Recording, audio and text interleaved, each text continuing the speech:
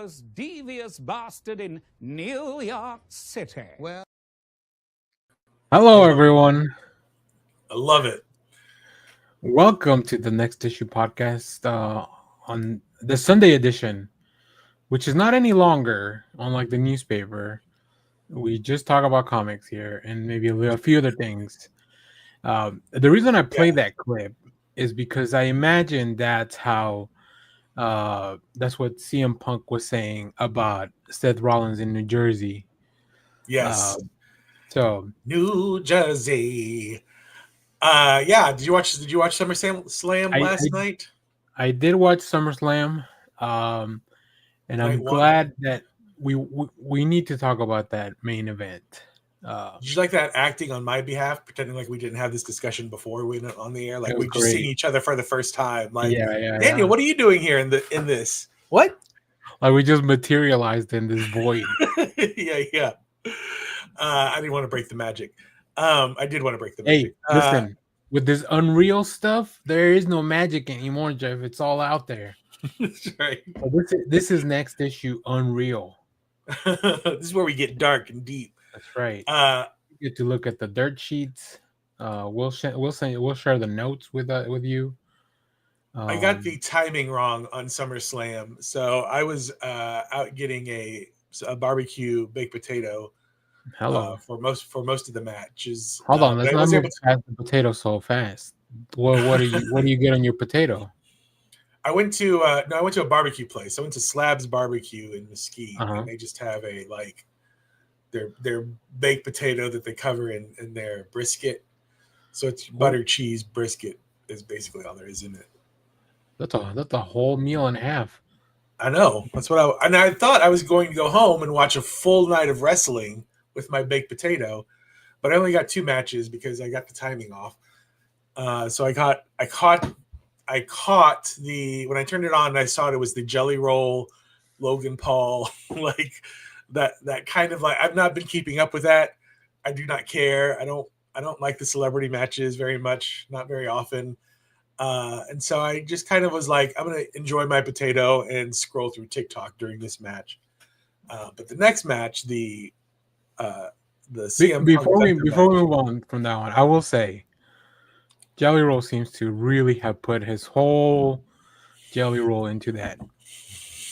Like, man, oh man. Like, first of all, obviously he lost a lot of weight, which is already an incredible feat. But the fact that he went from that to stepping in the ring and, like, for the most part, I mean, I know he wasn't doing all the moves by himself, but like he was doing some really good stuff. He took a big bump off the table. You know, he did very good because I mean, whenever you're the celebrity, it's fun to watch the celebrities because then you can watch how people take bumps, like how the professionals, because you see Jelly Roll like put his hands together, like every single time he's about to take a frog splash. Yeah. I'm sure at the performance center, they're like, make sure to keep your hands tucked in. You know, like, you know, because you're gonna take a big bump. Logan, he loves doing that spot of the top rope, or the top turnbuckle. Even he's even a little higher. He's on like they have those pillar bases or whatever. I'll take Jelly Roll 10 times out of 10 over Travis Scott. Oh yeah, 100%. At least when it comes to the wrestling.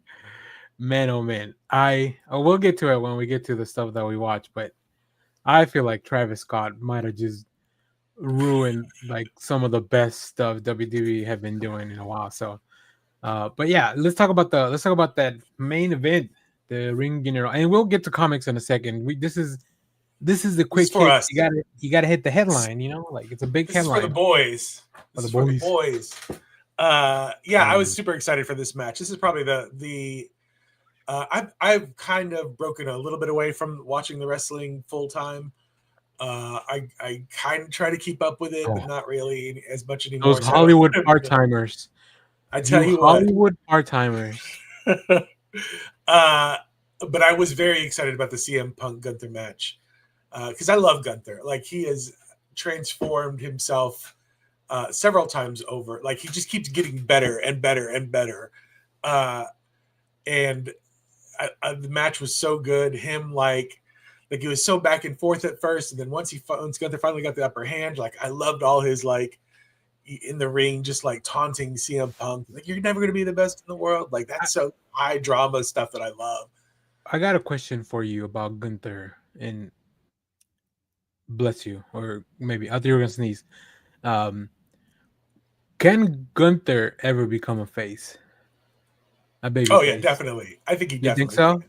Oh, I just, man, I 100%. can't see it. If it's that's like asking Ivan Drago to become a babyface. In my So eyes. he's so good on the thing is he's so good on the mic with like I think if Yeah. you can insult somebody, like you just start Oh, insulting the bad guys. Like that's all there is. That's all you can do. we need to get Ludwig Kaiser to like betray him somehow, and then that'll do it. Isn't he the new American guy? Like isn't that him There's pretending to like be 5 or 6 Grande Americanos right now because another one Oh, are showed there? up. Okay. Even though, like, yeah, I don't know, man. I don't know where that's going, but sometimes you just gotta have the goose. But all right, back to the main event though, because a lot of stuff happened. It was a long one too, and it was a grueling match. I don't It know. was a great match. Like it was, I don't follow 5 stars for me. Whoever that 5-star guy, wrestling guy is. Yeah, 6.5 at the Tokyo Dome, as they say. Yeah. I I don't know how. I mean, look, CM Punk is not a young man. Mm-mm. I don't know. Every time he goes to try to lift Gunther, I really do wonder, like, will he be able to do it? And not because he's not strong or anything, but because he's been in the match for like 20, 30 minutes. Like, he's probably run out of gas. Yeah, But he exactly. still does it, man. It's amazing to see. I love. I did not think in 2025 we'd have John Cena, we'd have CM Punk. Who else is running around in WWE? Um, We still got. I mean, Randy Orton's still out there. Like, yeah, Randy. Dusty Rhodes just won a title a month ago. Like, yeah, Edge and Christian are about to reunite. So like, it's a wild time out there. Anyways, the only thing the Gunther getting busted open, which I was like, is that real blood? Was he hiding the now he went bottle? Was he he blading? went under the desk to get it. Because when they show the replay, and sometimes WWE probably shouldn't show replays because when it happens so fast you don't notice it. But when you show the replay, I'm looking to see where his face hit, and it was nowhere near the like he took a big bump, but it wasn't like his face never was even close to the. Just Yeah, because yeah, he's yeah. so tall, his head was actually kind of a little bit off the table, and then he was under the ring for a while. So like, also Well, I don't I knew the bump didn't bust him open because right, it was way too theatrical for like it was very much a stage prop. I'm gonna fall behind the thing and then I'm gonna pop yeah. up bloody. But I was like, I wonder if that's blood packs or if he. I don't. Gunther doesn't seem like he I seems don't like a think they classic blade guy that would, anymore. but I don't think they blade anymore. Yeah. So Well, at least it not was in a little. WWE. I don't know about. Yeah. Oh, yeah. Yeah. They don't even. They just openly just will bust themselves open over in AEW. They do not care. Uh, but it was that part was a little over the top Yeah, dramatic for me. But it's also kind of a fun because I feel like these are both throwback guys who want to yeah. like hit all the spots in their 'Cause- and match. and Michael Cole was really selling it like, oh, he's never seen his own blood. Oh, like Michael Cole's a little over the top last night. yeah, which is great. I love Michael Cole. He's Yeah, the legend. best in the world. Yeah, yeah. And he gets up and he gets into it. I love it. I think Pat McAfee really gave him a second win. Yeah, Uh, yeah, yeah. so I but hope he's yeah, able to rest up and come back soon, Pat McAfee.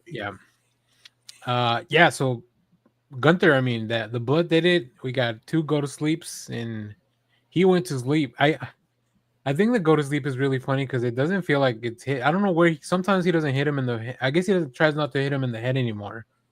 Yeah, But I yeah. feel like even in the chest is even worse because like you're taking the wind out of the guy.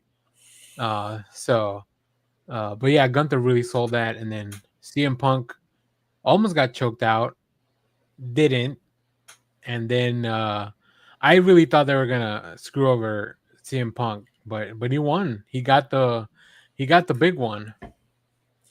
I was going into it, I was like, yeah, I feel like it's time, not time for Gunther to drop the belt, but I can see CM Punk winning it. So I was happy for him to win it.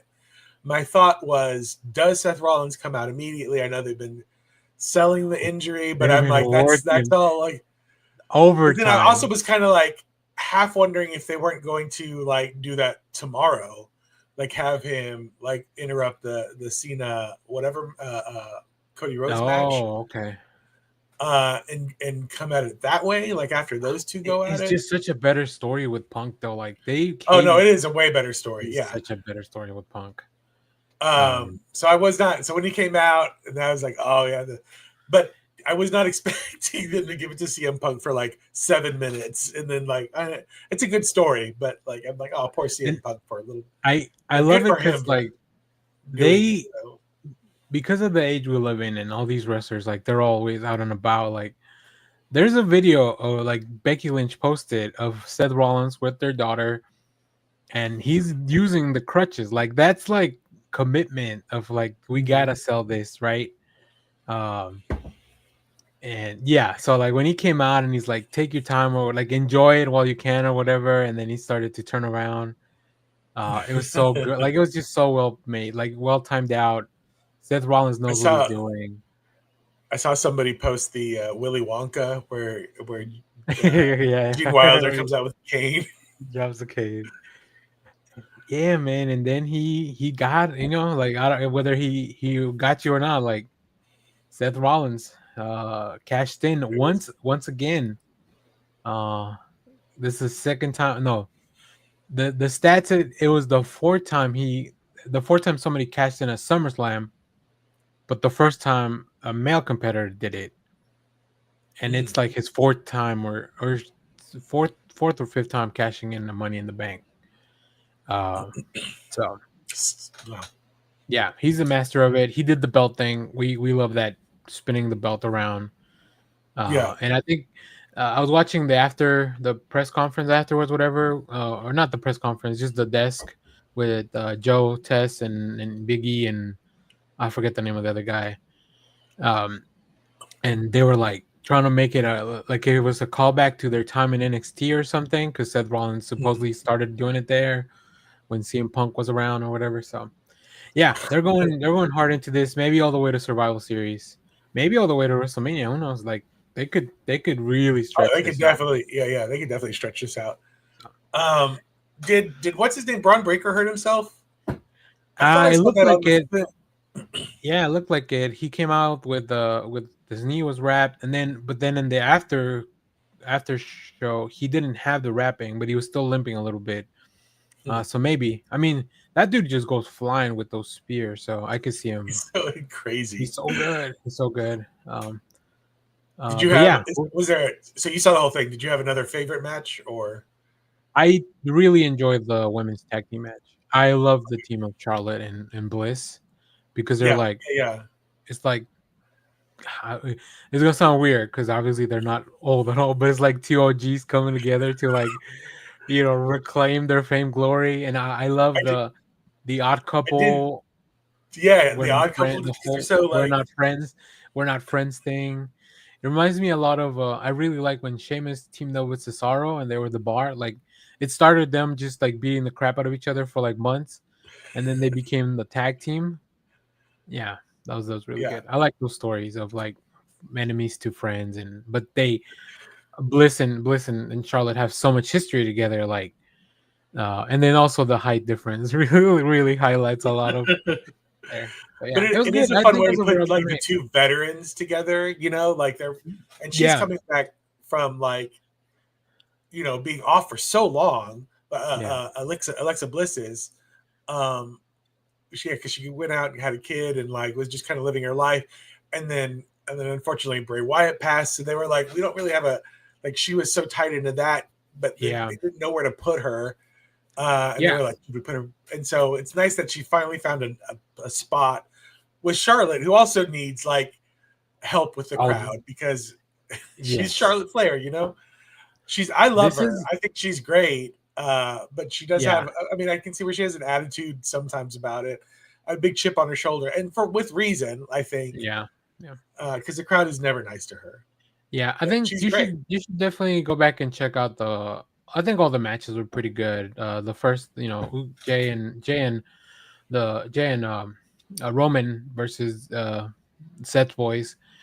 It was pretty good. I mean, they're all just really good, and obviously the entrance took a while, so you can imagine. Because Jay came out of the crowd, and they are in like a full-on stadium. He came out from like the top level. It's a 45-minute Hold on. walk down to the ring. Yeah. I'll say the Tiffany Stratton. What's her name? Jade Oh, Jake Cargill. Cargill. That match was okay. I don't know where they were going with it. I really thought Jade was gonna take it, and then there's a spot where you see Jade put that. I guess they kind of miscalculated, so you see Jade put like Tiff's foot on the rope, so she doesn't lose because that the spot didn't work out well. Like maybe she, yeah. I think it was an interesting match, but definitely that one was probably on the lower tier when it came to just because all the other matches were so good. So Yeah. but yeah. Well, there you go. Any last thoughts on SummerSlam? What do you think? You think John Cena turns on the final boss? The final boss shows up. What's going on? How are you? Did you watch SmackDown where they had a beer together? I did see that they had Cody and John kind of weirdly aligned at the very end, and they were like, let's just have a good match kind of thing. Yeah. I don't know. Maybe how long are we into John Cena's retirement? How much longer does he have before he's got till like he started at that January 1st, right? So I think at that Netflix show. So yeah. But I also wonder if like they're not. This is what I actually wonder if you are in a production where you are the hero, like he is Peacemaker, are you also a face in the WWE? So like all the times that Rock was like the hero, I need to go back and look at this. Was Rock ever a heel during the times that he was in a movie at the same time he was in the WWE? Like, was it ever opposite heel face, kind of thing? I wonder if John Cena needs to be a face before Peacemaker comes out, because it's just going to be easier for like across the board for kayfabe and stuff like that, like to be like, I'm a good guy. I don't think so. I mean, Peacemaker's not a face either, right? He's I mean, not really. I mean, but he's that middle road. He wants so to I don't think so. I think people know. I think the best thing that Unreal show is doing is like, oh yeah, John Cena can be many different things. Because there's a segment where he's doing Make-A-Wish still while he's already in heel mode, or he's about to turn, I think. So I will say, I don't know the last time that the main event at SummerSlam where both participants were in summer blockbuster movies, because John Cena was obviously in Superman and Cody Rhodes is in The Naked Gun. Oh, is he? That's all I'll say about that. I need to go. I was gonna try to go watch it yesterday and I ran out of time. You should. We'll talk about it when we get to the stuff we've been watching, but yeah, that's there you go. That's a fun factoid. Let me know if there's another time where the SummerSlam main event where both participants have been in movies that I just recently watched, like in the same month, pretty much, like within a span of a month, they both came out. They missed out on some marketing. Yeah.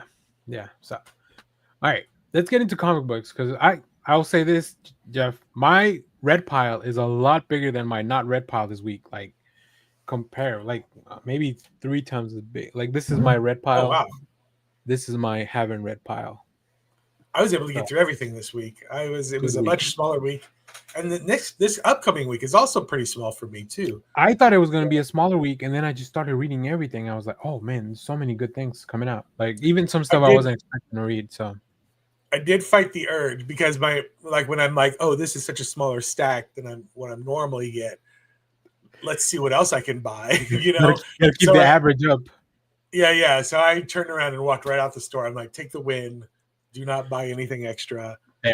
Fair enough. I ended up going to Zeus yesterday. I only bought 1 extra thing, so I'm pretty proud of myself. So I almost went back yesterday because you were like, I should try to pick up the Spider-Man Sinister 16 book. Oh, you should. If it's still there next week, because I know this is another Okay. upcoming small week, I'll pick it up on Wednesday. But You know what I should do is I should redeem all this stuff and then just give you guys access to my Marvel Unlimited. Okay, let's get into it though. Let me start with maybe I just read this morning because I heard a lot of really good things on Blue Sky. It is the Titans Annual 2025.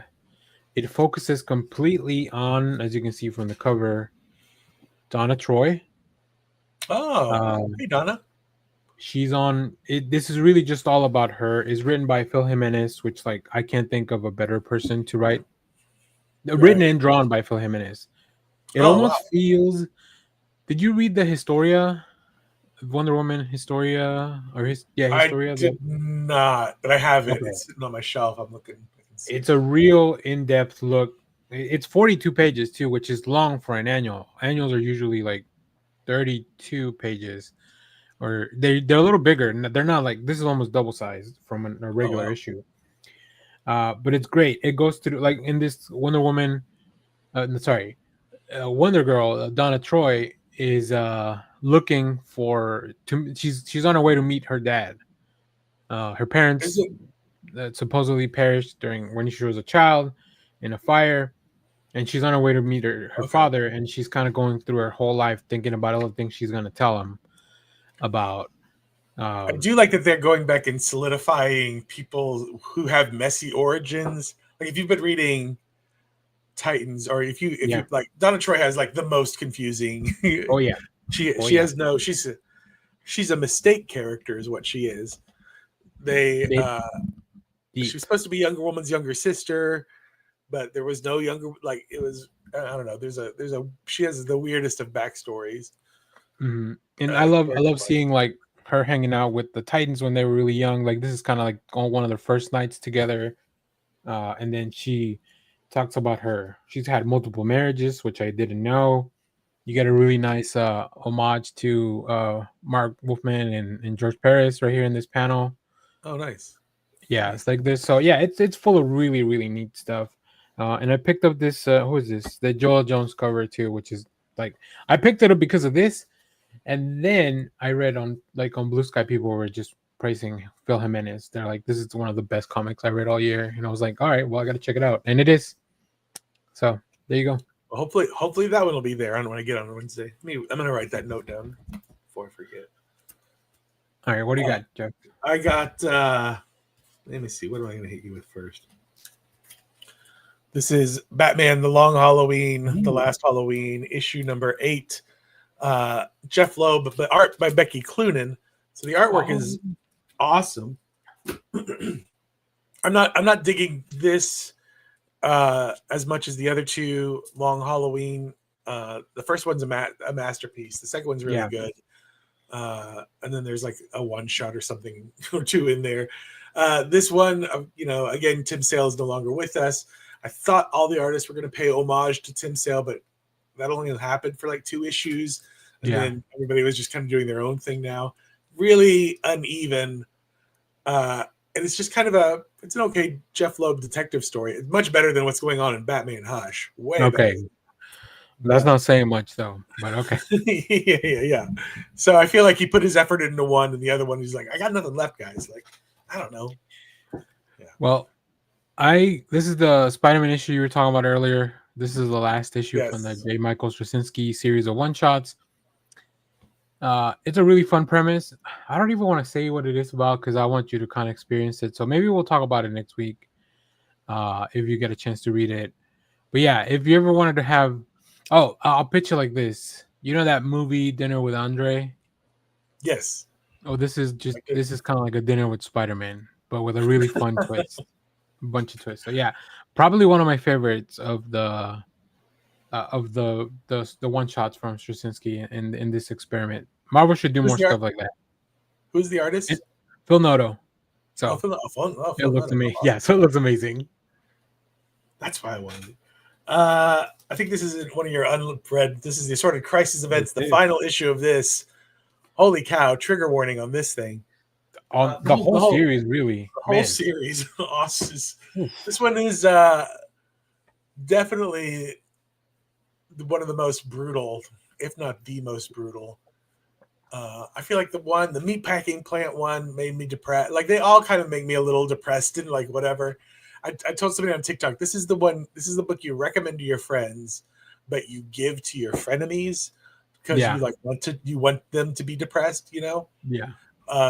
So it's a rough read, but it's so good. It's beautifully drawn. The artwork is, oh my God, it's great. But yeah, make sure you're in a good mental state before taking it on, because it's going to be rough afterward. You're going to be questioning everything about your life choices. I'll have to go back in time then. Maybe read it around, I don't know, 2012, 2013. Mm-hmm. All right. I'll do the Gods, One World Under Doom one shot. Yes. Did you get a chance to read it? I did. I liked it. It was Ryan North. That's why I was like, yeah. Ryan North finally made me understand gods, I think. 100%.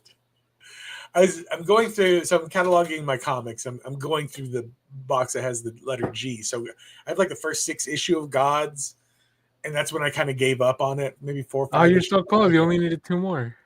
And I was just like, I don't understand what's going on. I don't get it.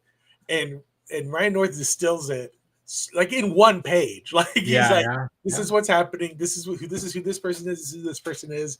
Let's go. And I was just like, God, thank you. Yeah, it was. I had fun with it, but you know, I don't know if we're ever going to see those characters again. I like the I like the way that Ryan North wrote them. Like it's a weird Doctor Who-y kind of thing. I feel like. But I don't know. I mean, Doctor Doom. I don't know if there's anybody that's written Doom as well as Ryan North in the past few years. So yeah, maybe it's recency bias. That relationship between Doom and Mia, like the way she looks at him, where she's like, I know he's a bad guy, but he's like the first person to ever like really take interest in what he's doing, and he with her is just like, why are you with this guy? Like you are so much better. So I do hope something comes of those. That's how cults get started, Mia. Right. Yeah. Right. I hope something comes of those characters, but I don't know. Yeah, same. I mean, listen, if once Ryan North's done with all this One World Under Doom, he wants to go do another God series, I'll read it. Yeah. I like his approach to it. So, all right, what else, Jeff? Because I think that was I read Lucky Devils number 4. I haven't read it, but I don't. Wrong one. I haven't read it, but I do. I think I'm just gonna read this all together. And probably now I'm reading it, I think it will read better all together. There's kind of a big pivot point at the end of this one, because I think it should be 7 issues only, based on how many levels of this hell there are. That's my theory. I don't know. I haven't read anything that says the same. Maybe 7 or 8 issues. It was good. It's good. I do think it'll read better together. Yeah, it's one of those. It takes me a couple of pages to get back into it, and then I'm like, okay, I remember where everybody is, kind of thing. Yeah. Ultimate Spider-Man number 19. We're on the way to the end. This has one of the coolest scenes ever here. I'm telling you, the jaw drop. I like it when he's like, "Close your eyes, don't look," or whatever he says. And if you're not reading the Spider-Man crossover with Miles Morales, the Ultimate Spider-Man, you missed out on how they were already hinting at that being the Venom suit, because Miles tells him like, "Oh, it reminds me of something we call Venom," and I was like, and Richard's like, "Oh, that's a cool name. Maybe I'll call myself that." That did happen in that book. I have been reading that. I don't think I'm going to finish it. There might be how many issues it is? I think it's 4. Is it 4? So we had 2. After the second one, I'm like, okay, so this is just Miles Morales hitting every corner of the Ultimate Universe, and all these Ultimate characters are basically like, what? There's a multiverse and somebody messed with ours. I think that's all this is accomplishing. So I'm like, I got Paul it. Revere. Yeah, he's a Paul Revere.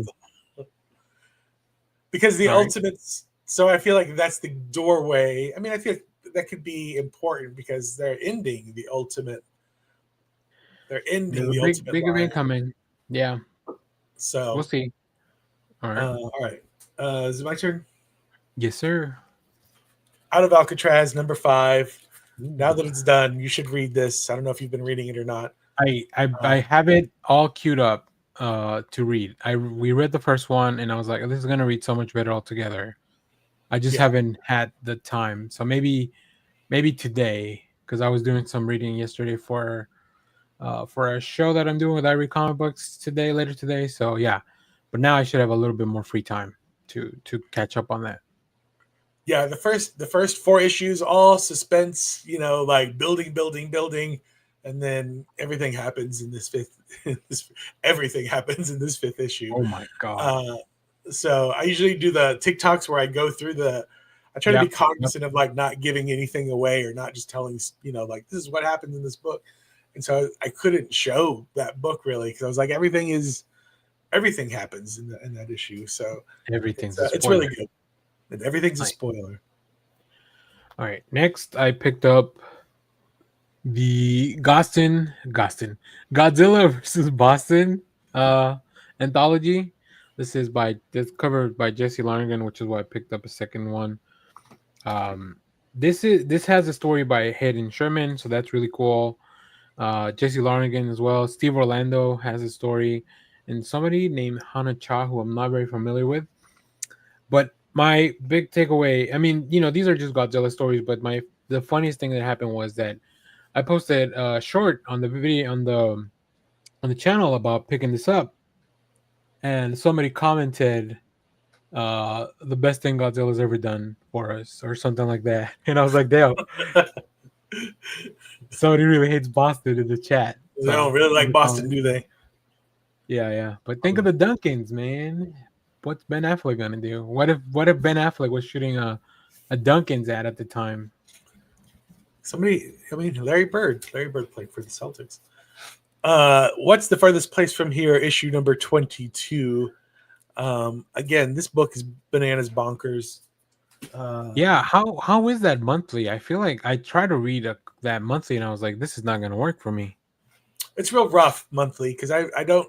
It's really hard for me to remember who these characters are. Yeah, but they're kind of charming enough to where I'm just kind of along for the ride. There was a big break between issue 21 and 22, and there's going to be another big break between issue. They're like taking saga breaks almost. And they did leave a little note. I mean, it's Matthew Rosenberg and Tyler Crook or Tyler Boss, so they're working on other stuff. Like I see their names all over the place. Yeah, I think they both have their own separate book on top, like outside of that. Yeah, like their own, like separately. So I feel like this is just their kind of little fun pet project. I mean, the best way to describe the whole thing is like Lord of the Flies meets Mad Max, sort of. It's like little kids in a weird post-apocalyptic world, just kind of trying to get through it. Nice. But there is an ending. They did mention in the letter that they are coming to a close, and they want to make sure that they get all of the issues out on time going forward. So they're taking a little break. It may be one of those ones I'm so deep in I can't stop collecting it. Yeah. And especially now that I know there's an end. So I might as well just keep going and try to read. I'll reread it once it's all done, maybe. But it's one of those ones I'm really intrigued by it because there's like albums. They released an album to go along with it, which goes with the story in a way. So it's a cool comic, but it's very hard to follow the way it is. Hell yeah. All right. I read another Marvel book. Big week for Marvel. Bring on the Bad Guys, Loki. I'm really loving this. This one, Mephisto and Loki make a deal, and Loki ends up putting on a play. That's the premise of this book. So that's cool. Yeah, these one shots have been really fun because it's like all these bad guys going and doing deals with Mephisto, and obviously there's a backup story that fills in more of the kind of the main overarching story, and it's all gonna end with the Mephisto one shot, right? But we're still gonna see Red Skull has one coming, Dormammu has one coming. So like, what could those two guys want from Mephisto, or how could Mephisto like, how can Dormammu like, what would he need help from Mephisto? So yeah, it's really fun, really enjoying it. I mean, Mephisto made fun of Dormammu in the He Ironheart did, series. he did. The Ultimates number 14. This is Denise Camp's happiest book, uh, which is saying something. Also, Yeah, if you go back and read that Reed Richards issue, I think it was funny that. Did you read it? Did you read this? I did. I actually just read it this morning because I knew I wanted to make sure we could talk about it. Yeah, Hawkeye. What a big liar that Hawkeye is. I know. It's all in the targeting. And I like we get a White Queen and the Scarlet Witch and Quicksilver, who are definitely little kids. I'm surprised Cap is still alive. It was a good issue. I think. Did the way I understood it, Emma Frost lied about what really happened to them, right? Yes. What she showed the people, because in the end we see that they're still there, and I was like, there's no way they brought him in just to kill them, because that's kind of what it felt like had happened, but it's not. And also, I don't think Cap would set a child on fire. It just doesn't seem like his thing. Maybe, but yeah. I like it. I liked it a lot. I mean, I love Emma Frost doing Emma Frost things too, and it's very interesting that it's Bobby DaCosta's dad who is the Hellfire King in this. Yeah, I think that is interesting. So. Are the DaCostas a thing? I'm only reading the Ultimates and Ultimate Spider-Man, so all the other Ultimate stuff is. They've mentioned like the DaCostas were set up to be like the you know how there's like 7 factions or something that kind of rule all the world. Like they were the ones in South America, through their corporation. They were like popping up in Ultimate X-Men or anything like no, that. No. I'm behind on that one, but no, I don't. I mean, there's mentions of like industries and stuff that you feel like they're connected, but no, I think it's all coming. Or even in the Wolverine book, I don't know. I need to catch up on that one too. Who's up? Is it me or you, Karen? I know. I also checked out, and something that I'm not like following very closely, but the finale of the High Republic. Oh. I don't. It's hard for me to get the full impact of this, but it's just kind of like the ending. Like the last book, like an actual book, came out recently, and now this is kind of the closure to this era from the comics. But man, my biggest takeaway from this was like Marika Krista's art is gorgeous. Like,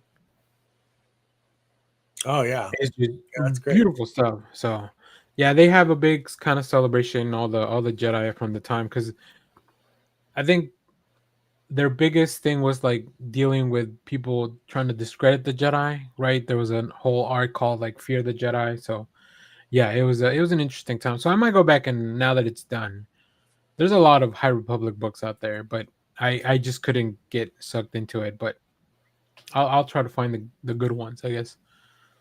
Now that you're used to listening to audiobooks, you could probably go back and like do a High Republic book. They're on the list. They're on the list. This is my last comic for the week. The Justice League Dark Tomorrow special numero uno. Oh, that's a cool. Yeah. I did look for alternate covers. I didn't see that one. I actually wanted the main cover, but this was the only one available in my shop, so we'll switch. We can switch next time we see each other. I enjoyed it. I really liked it. Good issue. Again, everything just feels like between this and Superman and the Justice League Unlimited, like they're all just like, all right, we're gearing up for something. Like something's big's about to happen, and that's what every single issue of those 3 titles. And they're all. Who's this? Guggenheim and Mark Waid. Yeah. Guggenheim and Mark Waid. and I feel in Superman's Joshua Williamson, and Justice League's also Mark Waid. Yeah, every single one of those titles is just like we're full on into KO, because I think everything's leading up into KO. DC KO. Any book that gives me a Legends of Tomorrow is okay by me. Like, do you have a theory as to who the time traveler is? I feel like it's gonna be like it's gotta be Rick Flag. No, not Rick Flag. Rip Hunter. Oh, Rip Hunter. Yeah, I feel, but I don't know. Yeah, I don't know. This is interesting. We'll see. We'll have to find out. But I'm interested. Could be somebody like Captain Cold or something like that. Like also, somebody else from that. God, what was that show? I can't even remember. Legends of Tomorrow. Whew. It should be White Canary, Sarah Lance. Yeah, that'd be fun. So, all right, I got a couple more. I actually just literally a couple more. So I did pick up and I read some of the California Love anthology for the summer. So close to getting it. The $10 cover price scared me away. I know. I just couldn't pass. This is probably one of their best puns when it comes to these books. Yeah. Like there was one for Guy Gardner last time. Like looking How to for Lose love. a Guy Gardner. Yeah. How to lose it. Yeah. Were the stories that you picked up in there really good? Because I flipped through it and I was like, I don't recognize any of these creators. Yeah, they're fun. I haven't gone through the whole book, but like the Power Girl story is pretty fun. The Jimmy Olsen story is pretty funny. Lois Lane and Superman kind of rip off the Nobody 2 premise where they try to go on vacation, but instead of Hitman is like a kaiju that interrupts their vacation. So yeah, they're just really fun one little stories.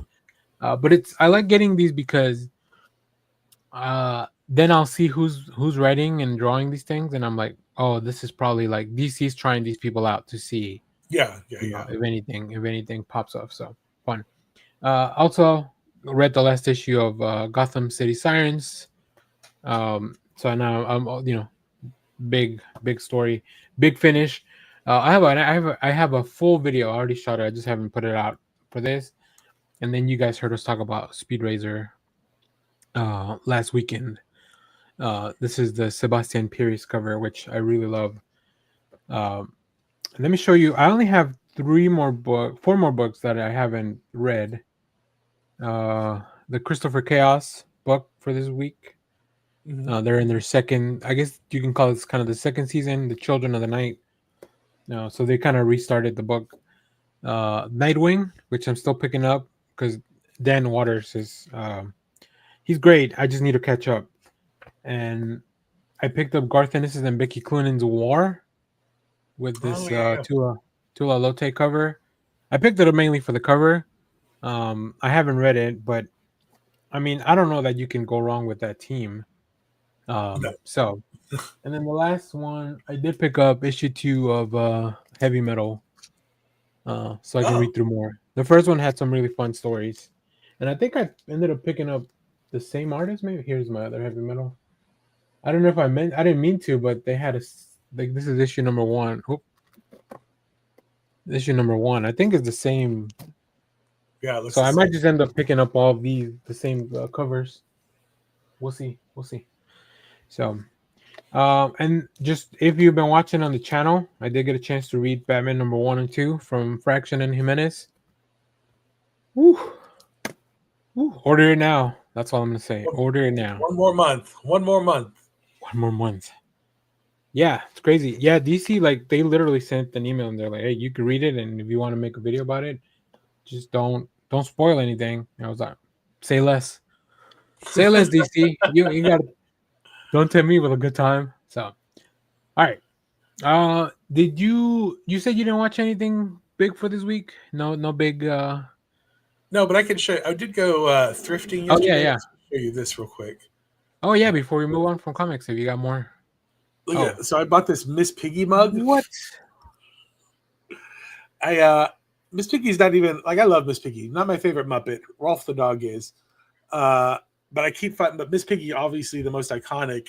Yeah. I feel like she would have the most merch So compared to. she has the most merch. I also have this to keep up with the pig theme. I found this Petunia pig glass that were released by Pepsi from back in the day. Oh wow, those are like old school. And then you Yeah, fill it up with milk, and then her eyes become white. her eyes become white, or wine, and she's like the devil. Uh, and then I found this. This is also a little drinking glass, but it's Betty and Veronica, Oh, that's very cool. and it's just this little thing. So that's Ooh, I those are wonder who the the. artist is on that. It looks like it doesn't look like the Oh, main. but it has a little Archie. I don't know if I can get that on there. There's like a little Yeah, I can Archie see it. I mean, face yeah, I on can it. kind of make it out. Nice, very nice. Where'd you pick those things up? Like thrift shop or something? State Yeah, sale? there's a I think it's called the Mesquite Antique Mall or something like that. It's uh, just kind of around the corner from me, not too So far. did you go get did you go get pork ribs before or after you picked up the mug? Which prompted which? That's what I'm Uh, thinking. I passed the barbecue place on my way to the antique place. Ah, okay. But both are not that far from me. So I was Yeah, like, I'm gonna get barbecue from there later. But it was like a yeah. couple hours later. So You like had a I whole plan. You had a whole plan with this. yeah. Very nice. Hell yeah. It just wasn't executed soon enough because again, I missed out on the Well, first two they and did a half start the hours. event earlier than normal because you're right. Normally their things start at 6 Yeah. our time. Ever But since I they mean, went global, they've been doing things weird at weird times. I know. I know Raw sometimes it's like a 1 in the afternoon. What the hell?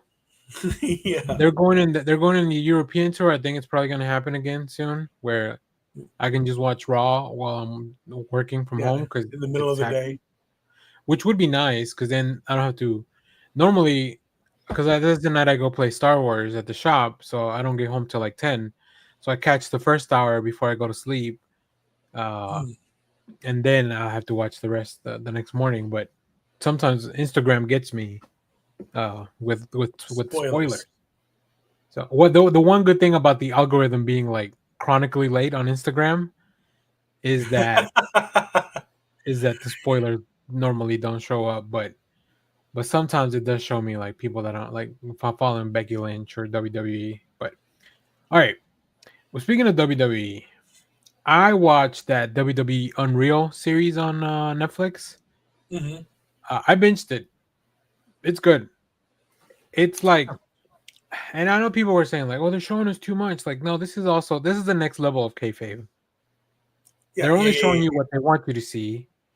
I'm not saying like, I mean, this is like reality television, like any. It's it's scripted in some kind of way. They know what they want to show. I think my favorite parts was when it was just the talent because I know those are maybe a little bit like maybe they kind of put a few people together and prompt them to do stuff, but like when you Hmm. have CM Punk asking Charlotte Flair if she was ever pooped in the ring, like you're gonna get a good segment out of it, regardless of what happens. Um, and then they follow specifically a few people that are very popular, like Jay Uso and Rhea Ripley, like people that had big stuff leading up. This is from like it's kind of like the time period from the Netflix debut all the way to WrestleMania. Okay. And then they'll say, there'll be more. I'm sure there'll be more because obviously, why would they not? They're already recording all this stuff anyways. Um, so yeah, It's it's basically what is interesting. that? It's What is that interesting. NFL show? Hard Knocks or Hard whatever. Knocks. Yeah, it's Yeah, basically yeah, Hard very Knocks with similar. wrestling. So, but it's not a real peek behind the curtain. Like they let you in on some terms, like and they break a little bit of kayfabe, but overall, like they're still But just that stuff's all like if you're watching yeah. the show, you probably know about it already.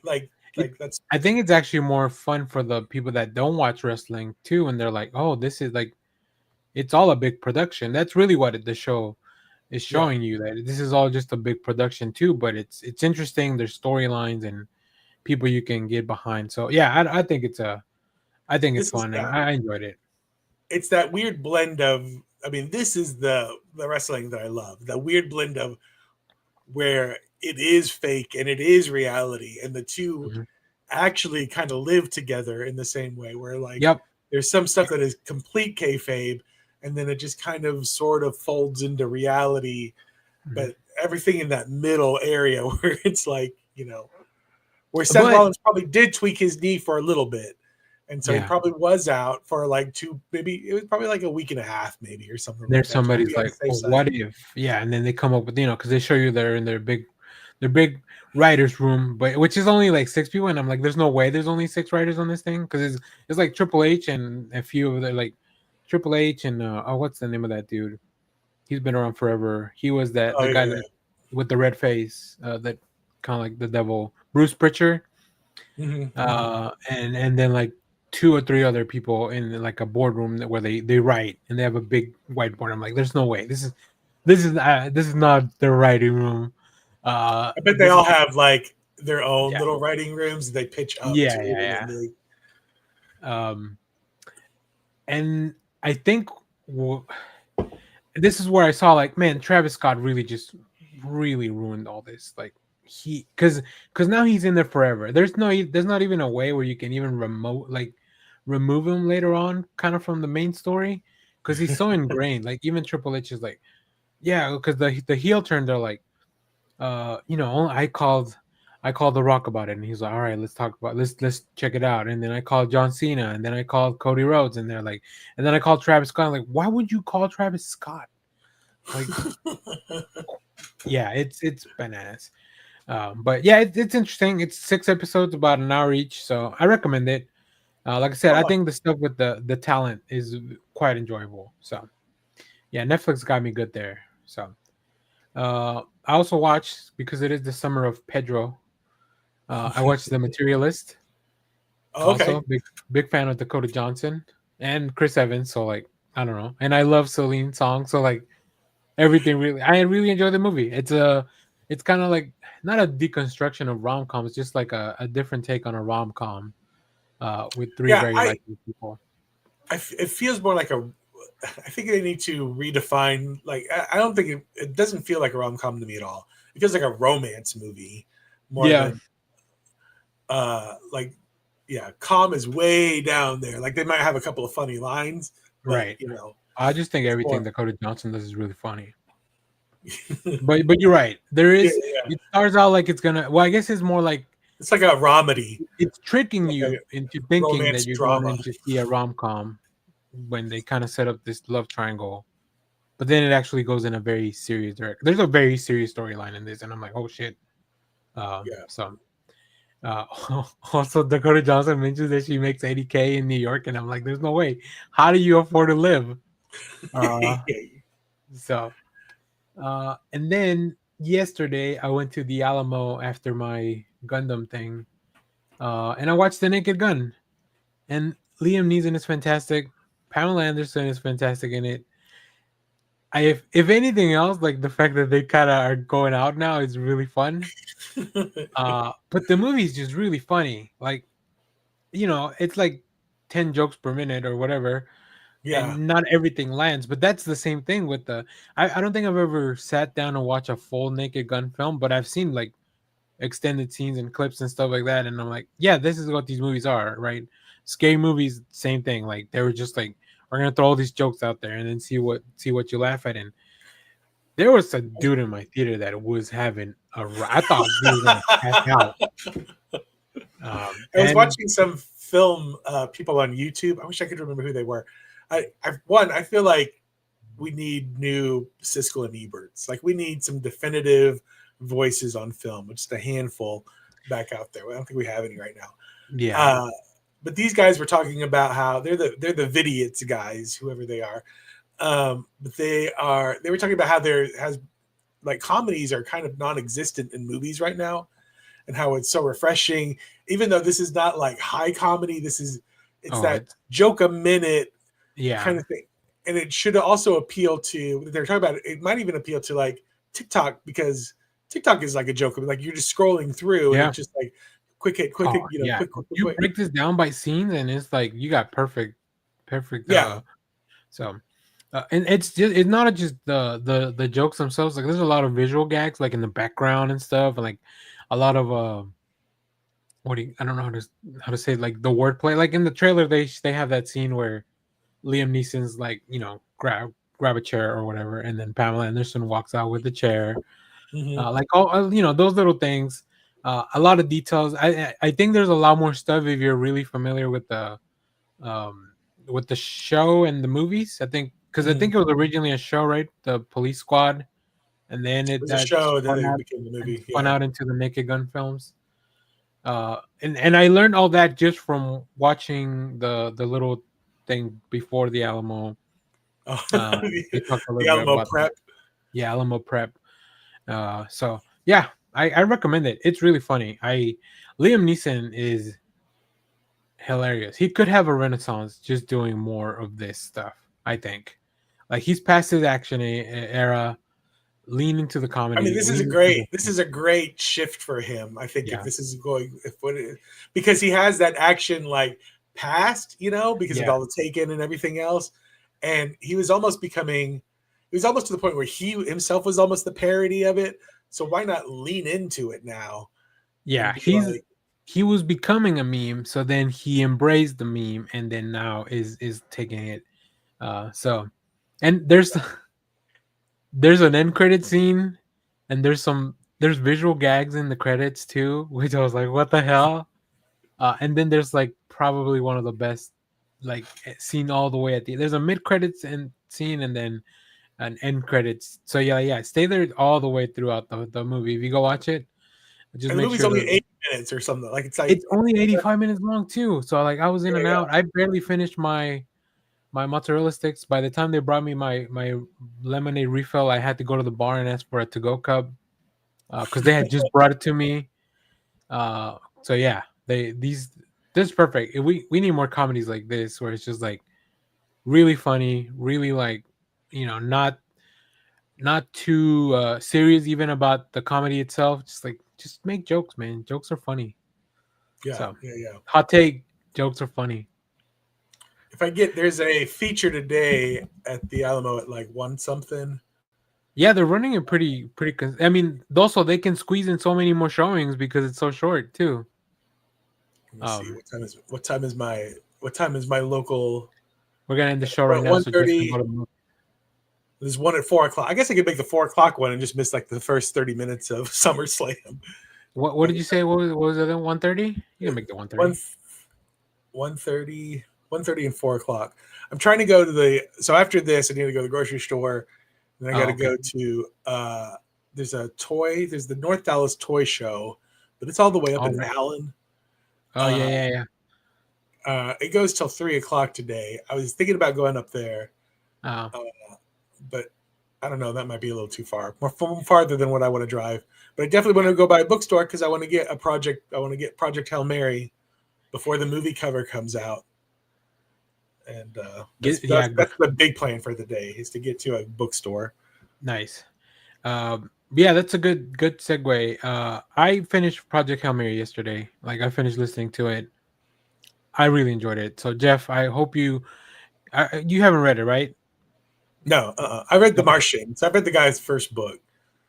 Yeah. Um, So yeah. I So, hope and when I finished, Audible recommended to me Artemis, which was I think we talked about this yesterday. But so I finished Project Hail Mary. I'll probably do a full video on it. Maybe if Jeff reads it. I don't know how fast you read, because oh, there's a lot of stuff going on. when But does the movie come out? next year we got time. Okay, I'll finish it before the movie comes out. I'll probably what I'll ask Josh. Well, let's do. Yeah, we'll have Josh maybe try to read it because even if you listen to it, it's like 16 hours, and I listened to it at 1.2 speed, and it still sound like I don't like listening to it so fast that it degrades the voice. Mm-hmm. But Yeah, yeah, I yeah. listened to it at 1.2 speed, so it actually maybe took more like I don't know 15 hours. I'm I a don't. Somebody do the decent. math. I'm a Um, decent speed reader. okay. The problem is I'm usually it's a million comics a week, so Yeah. I need Yeah. to like But comics always come first. so what I was doing is because I was doing the audiobook, like anytime instead of listening to podcasts in my car, especially when I had longer drives, because that's the one time where I'm just focused on the road, and then that way I'm not also doing something else because I Yeah, feel like I wouldn't. I think that's been my problem. And then also what I've been doing is in my morning walks, now that I can go walking again, or now that I'm just going out to walk again, like I'll just listen to it as well. So, um, which leads to the next thing. I started another audiobook. Am I a book reader now? Who knows? Uh-oh. Let's see if this one sticks. I was talking to my brother yesterday because I told him like, well, I want to try something else, and I went in a completely different direction. I started reading A Good Girl's Guide to Murder by Holly Jackson, which is also now a Netflix series, I think. So I think that's going to be my path into books. Let me read stuff that's going to be adapted or has been adapted, and then I'll check out the adaptation as well.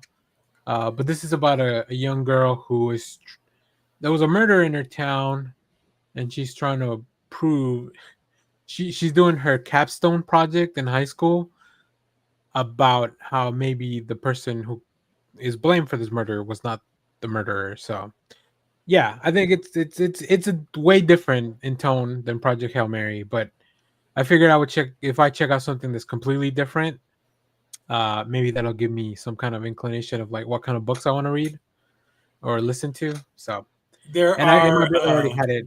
Luckily, he's got a pretty extensive library on Audible that we share. So nice. The Amazing Adventures of Cavalier and Clay is a book by Michael Chabon. It won a Pulitzer like a bajillion years ago. But it is basically, have you ever heard of this book? No. It's basically Siegel and Schuster. It's very heavily based on Siegel and Schuster, some Joe Simon, Jack Kirby stuff. But it's about two people that create a comic book character called the Escapist back at the start of the Second World War. One of them goes off to fight, and they come back and they try to, it's about how they come up with the concept of the Escapist. It's almost like what's the Chip Zdarsky book? Public Domain. Yeah, Public Domain. It's sort of like Public Domain, but it takes place like way back then, and it gets involved in their personal lives and stuff. It's one of when I first started like reading. I picked that book up and I was just like, it made me fall in love with reading because it also is like adjacent to the comic book stuff.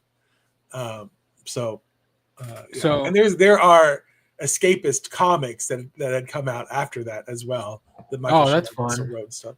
So you can go and find the escapist comics, and they had a whole bunch of big names working on them.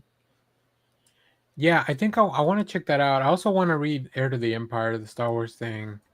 So I'm gonna try to take advantage of the momentum. But those old Timothy Zahn books are really good too. The Star Wars. Well, I bought it at the Fan Expo because he was there and he was selling like an anniversary edition, and he got he autographed it for me. So yeah, I'm excited for that.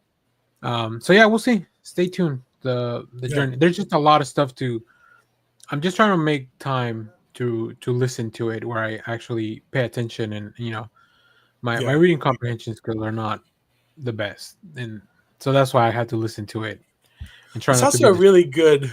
Now that I'm thinking about it, there's a really good Superman novel that I read that is like so I have like the little ones that are like the paperback ones that look like they're like comics, but there's one that's I'm gonna figure out what it is. I might have to chat it to you on Discord. Okay, yeah, we can talk. We can follow up on this. This is this book reading journey. It seems like it's going to be a long one. All right, let's close out the show with some books that we're looking forward to next week. I got a couple ready, but Jeff, do you have any books that you are looking forward to next week? We got Absolute Superman and Green Lanterns coming up. Yes. Captain America #2, definitely. And there's a cool cover. I was looking at these covers. Where are they? Is it John Tyler Christopher? Who's the one that does the? Is it for Captain America? Let me see if I can pull it up. Yeah, John Tyler Christopher. Oh, there it is. Oh yeah, with the like what do you call it?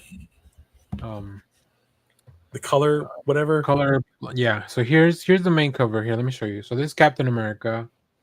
Yeah, really cool. I can't wait to see where this is going. But then we have the design cover by Valerie Shitty. This is a 1 in 10.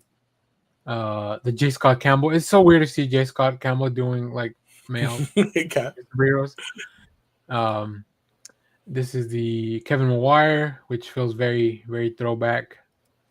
Chip Zdarsky drew this. Oh, that's cool. I didn't realize he did a. I guess I forget he's an artist as well. Yeah. And then here's John Tyler Christopher. That's a great cover. God, that's a great cover. Who? Mark Buckingham. That's a name I had not heard in a long time. He did the Fantastic Four First Steps book, which I was surprised to see. Oh, you're right. You're right about that. I forgot about that. All right. Well, I have a couple things that I'm going to recommend. First one is this. Blink and you'll miss it. The main reason I'm recommending this is because this is by Griffin Sheridan and Ethan S. Parker, who did the